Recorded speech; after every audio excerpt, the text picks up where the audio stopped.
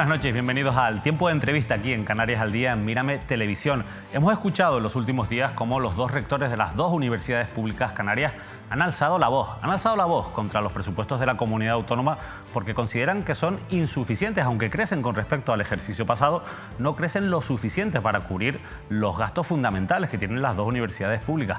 Hablan de palabras como quiebra, suspensión de pagos, una situación muy delicada que evidentemente no es nueva, pero que queremos conocer, sobre todo también para saber hasta qué punto todo esto se puede corregir. Saben que estamos en periodo de debate parlamentario sobre el presupuesto, saben que es época de enmiendas, hay tiempo para corregir, pero quizás el problema no sea solo este presupuesto, quizás haya que ir un poquito más allá, porque una de las cosas que demandan es tener un contrato programa garantizada, una financiación plurianual, como ocurre en otras comunidades autónomas. Bueno, de todo eso, quien nos va a hablar a continuación es el rector de la Universidad de La Laguna, Francisco García, a quien ya damos la bienvenida. Francisco, muchas gracias por acompañarnos. Muchas gracias a ustedes, David, encantado, buenas noches.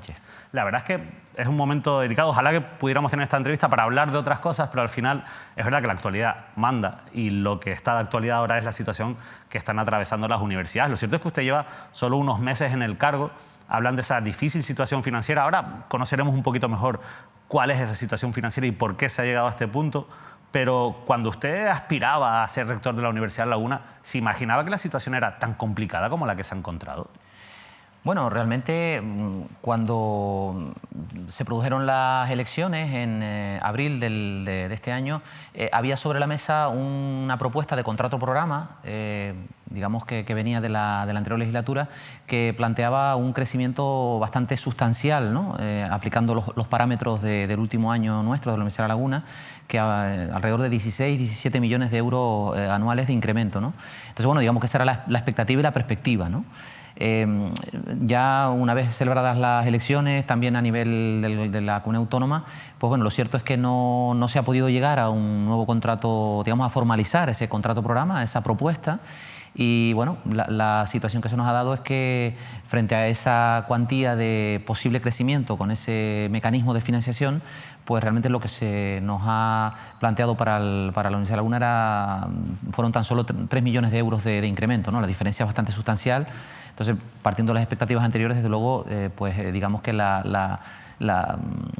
el sentimiento pues, fue de decepción y de sorpresa, ¿no? Obviamente. Decepción y sorpresa, pero ¿por qué, Fran? ¿Cuál es la situación? ¿A qué les aboca el hecho de no poder llegar a esa financiación necesaria? ¿Cuál es el problema en la práctica para que la gente lo pueda entender? Bueno, digamos en términos prácticos, efectivamente hay aparte de un incremento del capítulo 1, que son las nóminas del personal de más de 4 millones de euros, que se deriva, digamos, de una exigencia, digamos, legal, o sea, no es una cuestión que podamos sacar o poner, digamos, recursos de ese capítulo. Se han subido los sueldos y, por tanto, hay que pagarlo. Efectivamente, hay unos compromisos a nivel nacional de subida salarial, también hay unos compromisos de una consolidación, de unos incrementos por la marcha del IPC y del Producto Interior Bruto, de 0,5 y 0,5% también de incremento, a los que hay que hacer frente, ¿no? Y además de eso, pues claro, el tema del crecimiento de los distintos servicios, como electricidad, agua, limpieza, etcétera, etcétera, que se ha producido fruto de este incremento inflacionario y que hasta, digamos, estos 2 últimos años se han venido cubriendo vía el uso de remanentes, ¿no? Ahora se plantea que los remanentes no se pueden utilizar por la vuelta a las reglas fiscales. Esto todavía no está claro, ¿no? Pero digamos que el presupuesto del Gobierno autónomo, el anteproyecto, se ha hecho con ese criterio, y eso implica que, por ejemplo, el año pasado pues, se usaron 5,5 millones para hacer frente a estos costes, ¿no? Y el año anterior incluso 12,5 millones, ¿no? Entonces, en términos prácticos, pues digamos que la situación, en fin, sumando todos esos aspectos, pues una situación francamente difícil, ¿no? O sea, quizás el principal problema que tienen es que no pueden usar el remanente, el ahorro, digamos, del ejercicio anterior, y por tanto necesitarían una mayor financiación. Y yo creo que esto se entiende bien porque al final lo que es el aumento del coste de vida, todos los ciudadanos los hemos padecido, y esto es como si tenemos unos ingresos que están muy ajustados a lo que tenemos de gastos y esos gastos aumentan y evidentemente los ingresos ya no llegan. ¿Cómo es la financiación de una universidad pública, para entenderlo? ¿Qué vías de ingresos tienen las universidades públicas?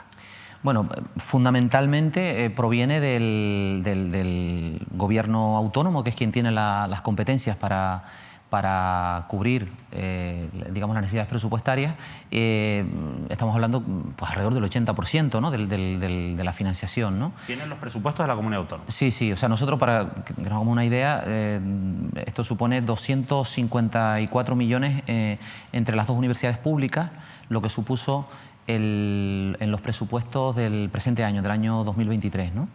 Entonces,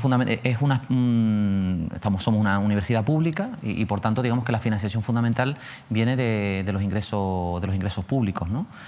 Tasas y, bueno, luego alguna otra cuantía, pero de partida con una partida mucho menor, ¿no? Por tanto, por ejemplo, las tasas por ley no se pueden subir. Entiendo que las tasas es una vía de ingresos que es fija, digamos, o que no pueden tocar. Dependerá, lógicamente, del número de alumnos que se matriculen, pero ahí ustedes no tienen margen para poder ingresar más. Efectivamente, vienen reguladas por el gobierno autónomo y además yo creo que con buen criterio pues se han mantenido en un nivel pues, de las más bajas del Estado, ¿no? O sea que yo creo que eso es una muy buena decisión desde el punto de vista, digamos, de política de fomento de la educación pública, ¿no? Y cuando ustedes, entonces, por tanto, al final la vía principal de ingresos que les queda es lo que llega de la comunidad autónoma, claro, y cuando ustedes se sientan, yo entiendo que con el Gobierno de Canarias en algún momento ha habido contactos de cara a la elaboración de los presupuestos. ¿Ustedes le presentan algún tipo de demanda al Gobierno de Canarias? ¿Ellos saben las necesidades que tienen?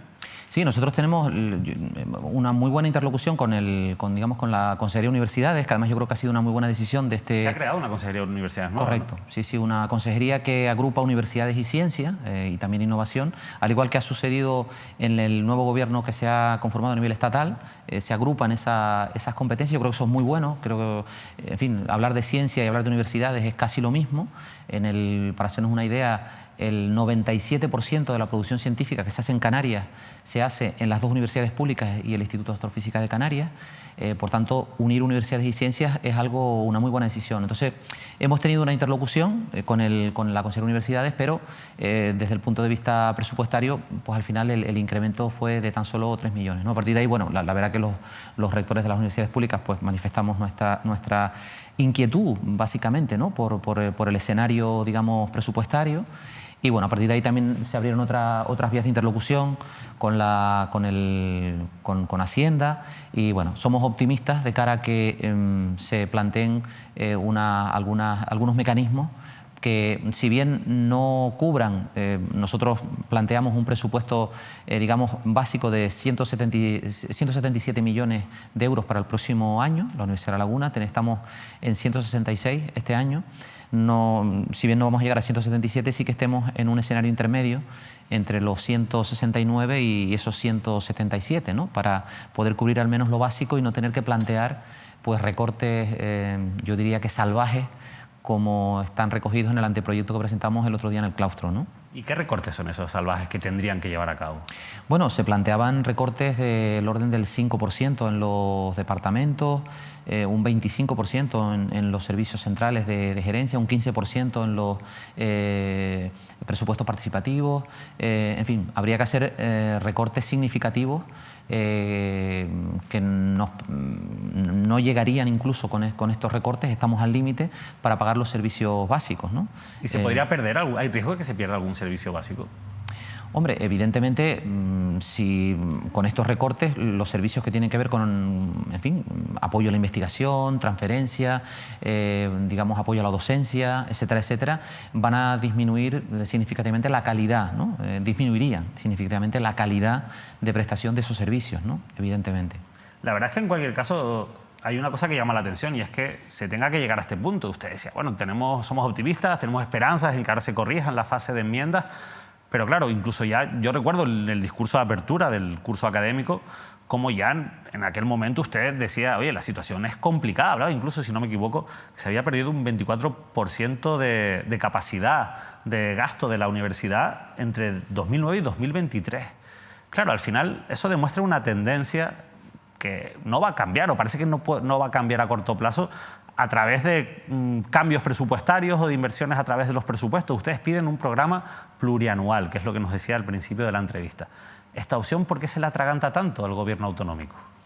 Sí, efectivamente, David, tal y como tú dices, en el caso concreto de la Universidad de La Laguna, nosotros, fíjate que nuestro presupuesto en el año 2023 es de 166 millones de euros y en el año 2009, como tú dices, era de 162, es decir, ha crecido tan solo un 2%, cuando la inflación ha crecido un 26% en estos 3 quinquenios, ¿no? Efectivamente, yo creo que además esto coincidimos con el Gobierno de Canarias, que la solución real, definitiva, para la financiación de las universidades públicas es un contrato programa, ¿no? Un contrato programa que nos fije un horizonte estable, predecible, de suficiencia financiera, donde haya una base digamos, fija para cubrir los gastos de funcionamiento de cada universidad, y luego otras cuantías que se vinculen al cumplimiento de determinados objetivos, ¿no? En el que evidentemente tenemos que ponernos de acuerdo, ¿no? Objetivos que tienen que ver con la investigación, la calidad de la docencia, la transferencia, etcétera, etcétera, ¿no? La inserción laboral de los titulados y las tituladas. Entonces, ese es el escenario en el que tenemos que aproximar posturas para que cada universidad pública podamos pensar en el futuro con tranquilidad, con sosiego, y podamos tomar decisiones a medio y largo plazo, ¿no? ¿Y por qué cuesta tanto hacer algo así? ¿No hay otras comunidades que lo hayan hecho, que tengan estas vías de financiación que garantizan, digamos, un futuro más sólido? Sí, las hay. Nosotros el otro día en la conferencia de rectores de las universidades españolas, la verdad que veíamos con envidia, siempre lo digo, ¿no? Dos comunidades autónomas que se entienden muy bien, ¿no? Andalucía, digamos, muy cercana, ¿no?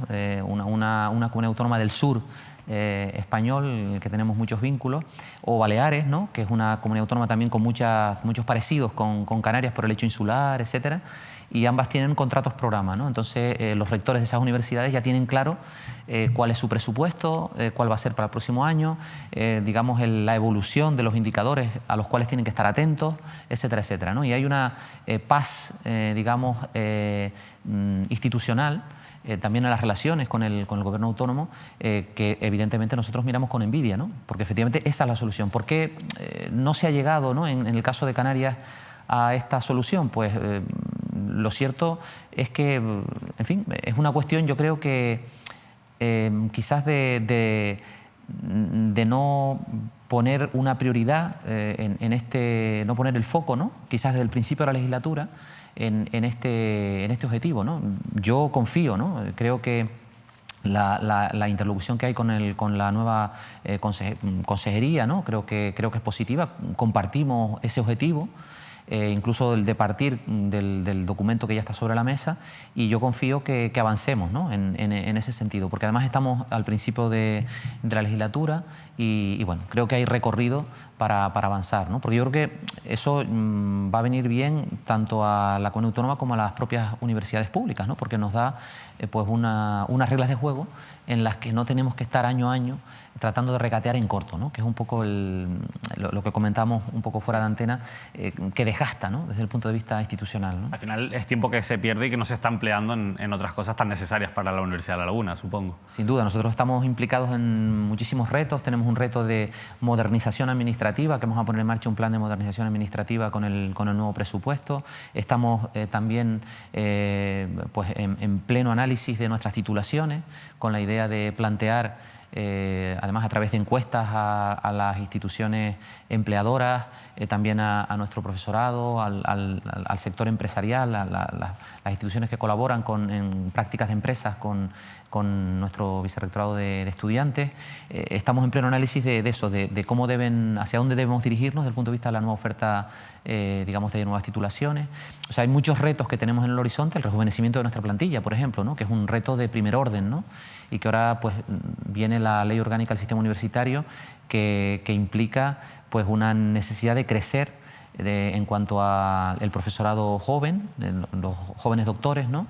Que tenemos que incorporar, porque se reduce, digamos, el potencial docente de los ayudantes doctores de 24 a 18 créditos. Cambia un poco el modelo, en verdad, en ese sentido, ¿no? Sí, sí, no, la LOSU, la verdad que bueno, es una ley que, bueno, no es una reforma profunda, ¿no? Estructural de la universidad, pero sí que incide en determinados aspectos que nos plantean retos, ¿no? El tema del rejuvenecimiento de la plantilla, la necesidad de introducir savia nueva, ¿no? En nuestras instituciones, nos va a obligar a ello, ¿no? De hecho, pues hay ahora mismo a nivel nacional un análisis, digamos, de las necesidades financieras que tiene cada una de las universidades públicas españolas y bueno, en el caso concreto de la Universidad de La Laguna, para el tema del capítulo 1 del profesorado son 12 millones de euros más que entre el gobierno central y el gobierno autonómico, pues digamos, deberían cubrir, ¿no? No hay que olvidar que el objetivo de la ley orgánica del sistema universitario es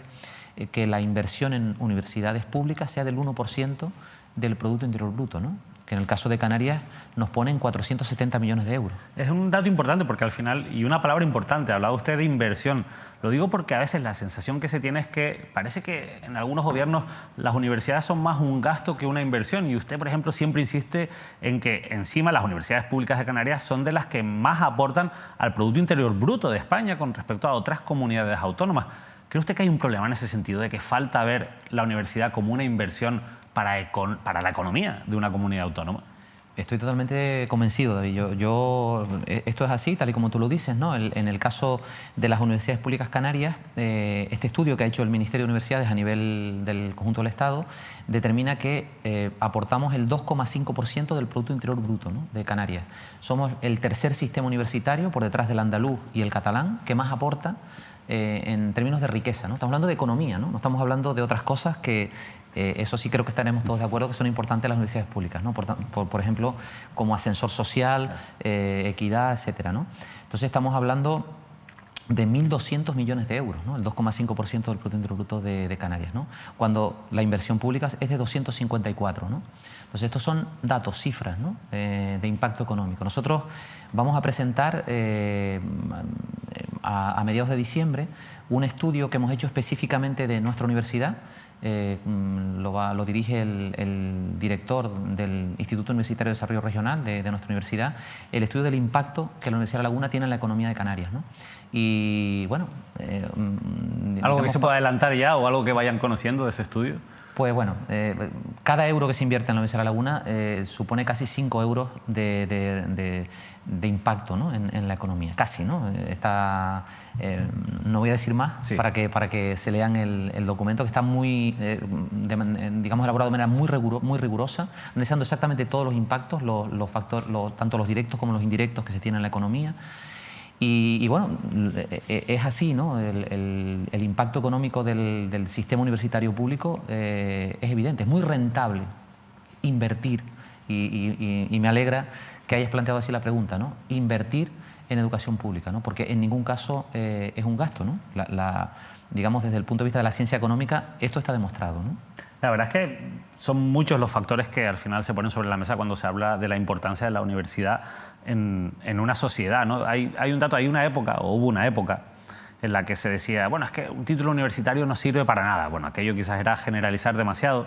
Hay mucha gente en el paro o trabajando en puestos precarios con un título universitario. Usted también insiste que en estos momentos más del 90% de las personas con estudios superiores tienen trabajo en la actualidad. O sea, realmente se ha acabado con eso de que si tienes un título universitario estás en paro, o por lo menos quien está en esas situaciones es un porcentaje reducido, ¿no?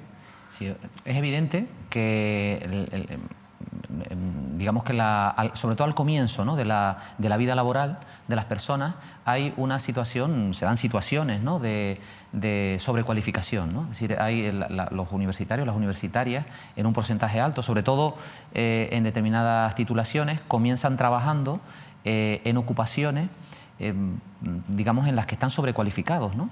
Esto, evidentemente, si se ven los gráficos, todos los gráficos de los análisis que se han hecho, indican que eso va disminuyendo en la medida que avanza la vida laboral de la persona, ¿no? Pero bueno, desde muchísimos puntos de vista, no solo desde el punto de vista de la inserción laboral. Es decir, la tasa de desempleo de los universitarios es alrededor de 5 puntos menor que la tasa media de desempleo de una economía, ¿no? Eso es así, esos son datos objetivos. Pero es que además la percepción de renta a lo largo de toda la vida también es muchísimo mayor, la esperanza, ¿no?, digamos, de renta es muchísimo mayor en cuanto aumentamos el nivel de cualificación de la persona, ¿no? Es decir, es muy rentable, antes estamos hablando de la rentabilidad social de invertir en educación pública, es muy rentable desde el punto de vista individual invertir en nuestra propia educación, y evidentemente cuanto mayor sea el nivel educativo, más rentable es, ¿no? Por tanto, eso de que si estudias no sirve para nada, no es así. No, eso es una leyenda urbana. Pero se escucha mucho y todavía se sigue escuchando, sin ¿no? duda, sin duda. Es triste que eso ocurra, quizás. Por eso hoy tenemos que hacer pedagogía, ¿no? Claro. O sea, porque además estamos jugando con el futuro de las personas. Es decir, hay que decirle a las personas que en la medida que se forman, están aumentando las probabilidades de éxito social, de inserción social, etcétera, ¿no? Esto es importante recalcarlo. Luego hay excepciones, evidentemente, ¿no? Hay excepciones, pero que tienden a generalizarse, ¿no? Bueno, algún líder de una startup, ¿no?, que no pasó por la universidad, bien, eso son excepciones. Yo le puedo dar miles y miles de casos. Nosotros tenemos, afortunadamente este año hemos aumentado digamos, el nivel de matrícula en nuestra universidad. Hemos llegado a 5.700 a niveles de la pandemia. El año 2021 hubo un pico, pues estamos ya en esos niveles. Hemos subido este año un 4% en cuanto a matrícula.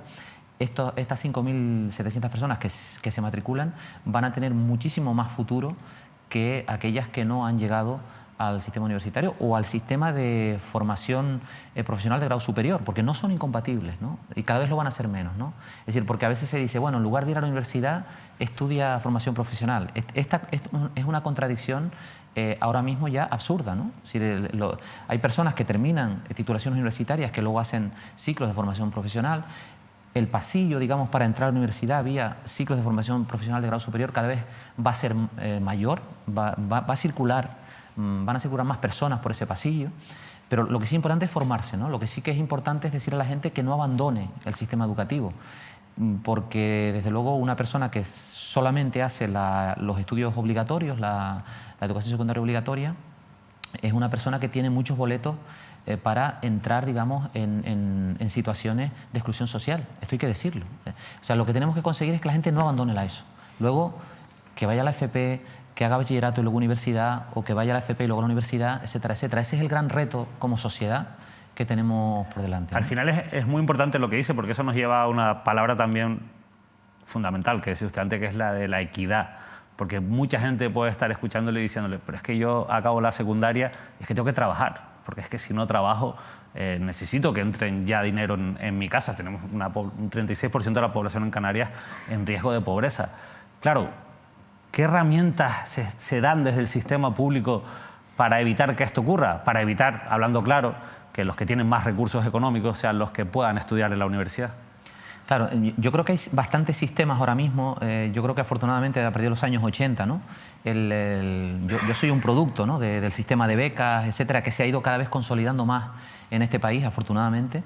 Lo que sí que tenemos es que apostar por lo público, Es decir, una persona que venga a la universidad pública y que tiene unas condiciones económicas donde hay una necesidad y no puede hacer frente, ¿no?, a los gastos que supone, ¿no?, afrontar los estudios universitarios.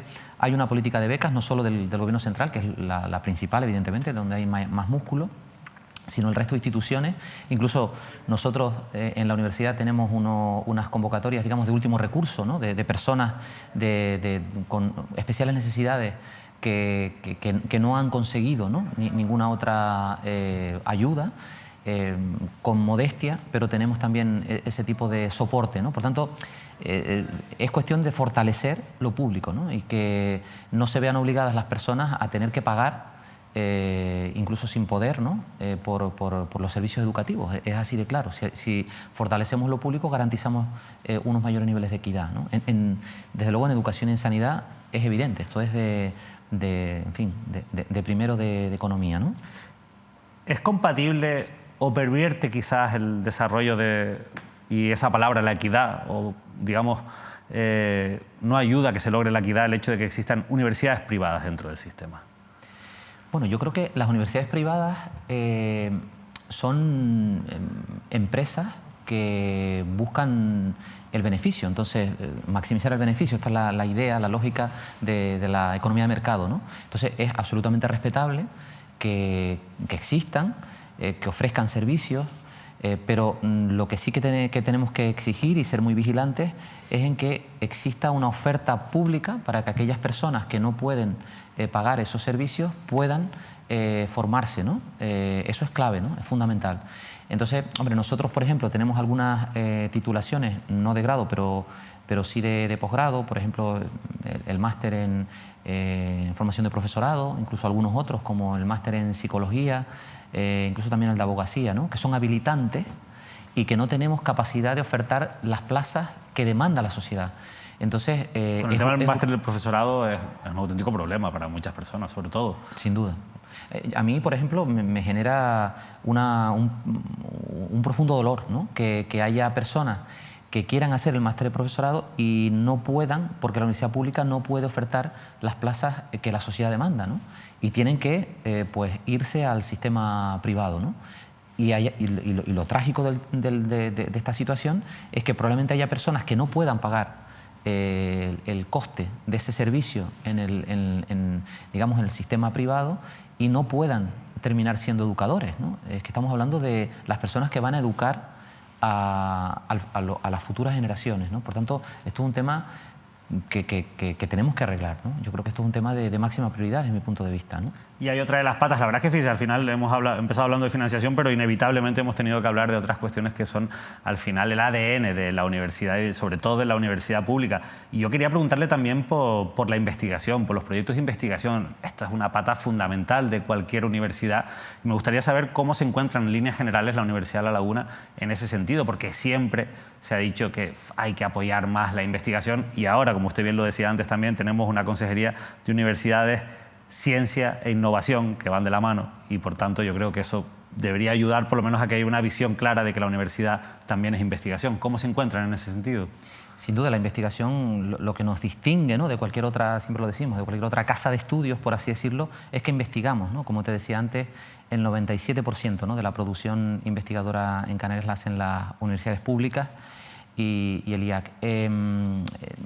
La Universidad de La Laguna tiene mucho prestigio investigador. Nosotros estamos alrededor de las 50 universidades públicas en el puesto 18, ¿no?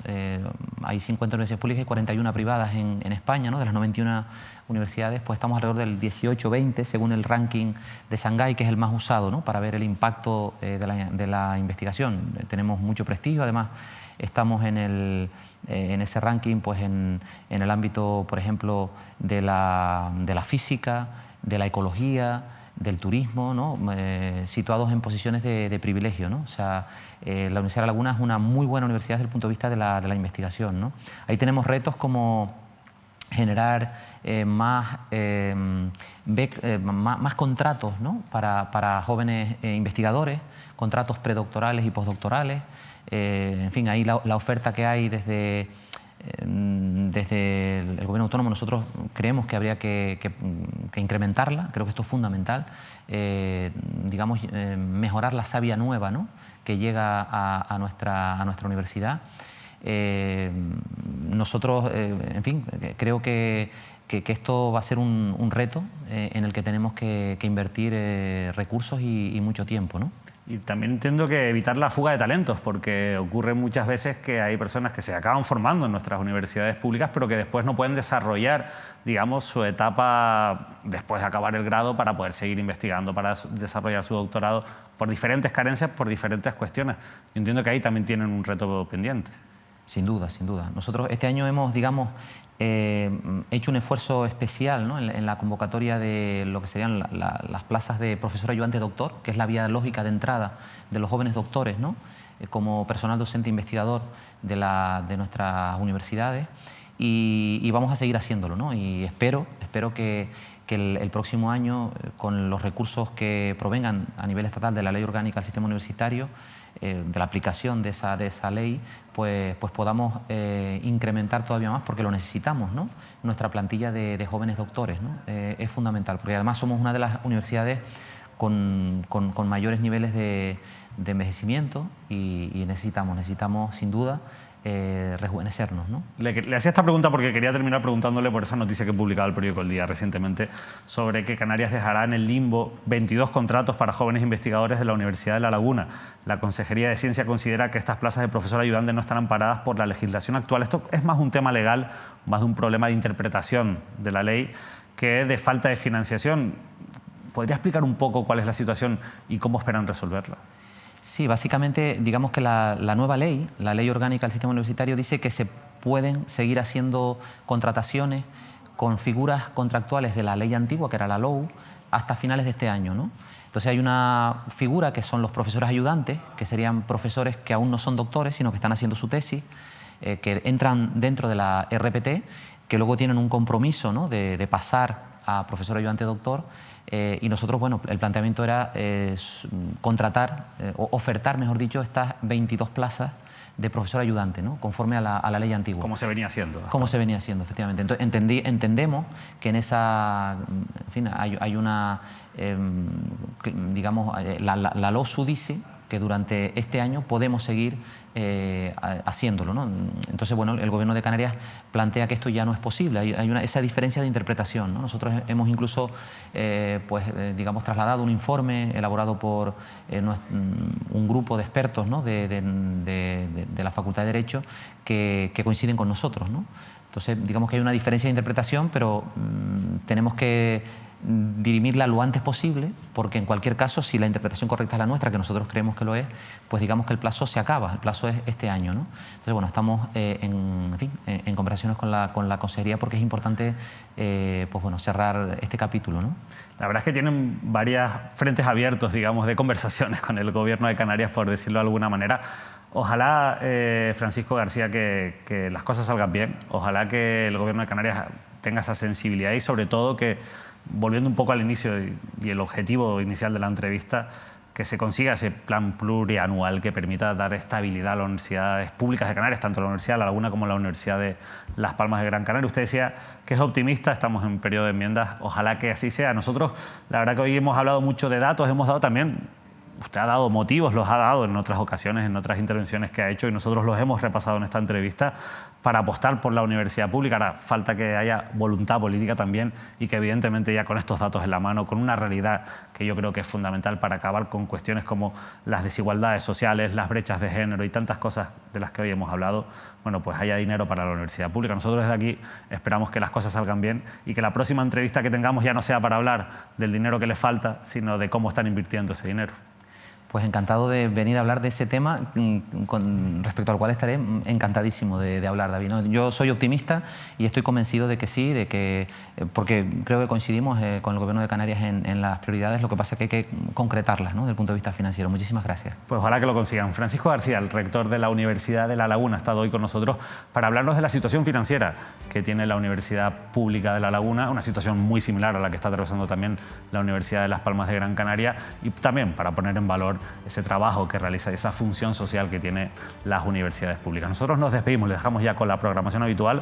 Saben que en un ratito, a eso de las 10 de la noche, llega el estreno del programa de Manuel Artiles, que vuelve a la pantalla después de mucho tiempo con un programa renovado que no se tienen que perder. Y saben que mañana volvemos también a las 10 de la noche con más análisis de la actualidad. Entre otros asuntos volveremos a abordar, porque creo que toca, después de esta entrevista, cuál es la situación de esos presupuestos del Gobierno de Canarias con respecto a las universidades públicas y por qué es importante que se invierta en la educación superior pública. Nosotros nos despedimos, que pasen una feliz noche.